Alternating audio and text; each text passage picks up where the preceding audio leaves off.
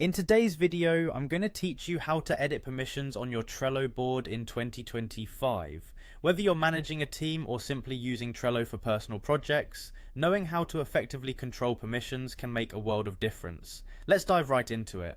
First, you'll want to navigate to Trello.com using your preferred web browser. Once there, locate the login button at the top when accessing the site. Clicking on this will prompt you to sign in using either your email address or your Google account. Opting for Google is a great way to streamline the process, especially if you already have an account. After entering your login details, you'll land on your Trello homepage. From your homepage, head straight over to the Boards section.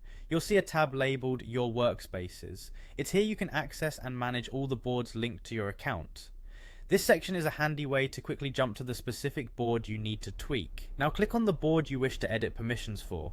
Once the board loads, look towards the right side of the screen. You'll find an icon resembling 3 dots. Clicking these will reveal a menu with various options. Here, select About this board, which provides a broad overview and configuration details for the board. From the About this board menu, you'll see an option titled Change Permissions.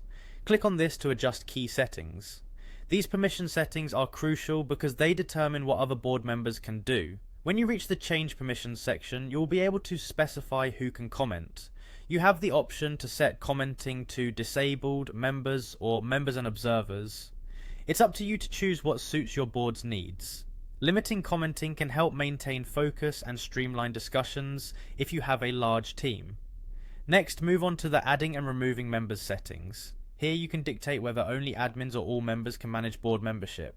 Choosing admins ensures that only the board's administrators can modify membership, which can be vital for maintaining structure in larger workspaces. Once you've made your adjustments, simply close the menu and your settings will be saved automatically. This swift edit ensures your Trello board is set up just the way you need it, safeguarded with the right permissions to allow for easy collaboration without sacrificing control. With these steps, you've successfully learned how to edit permissions on your Trello board. Understanding and managing these settings helps keep your projects organized and efficient. Thank you for watching, and happy organizing on Trello.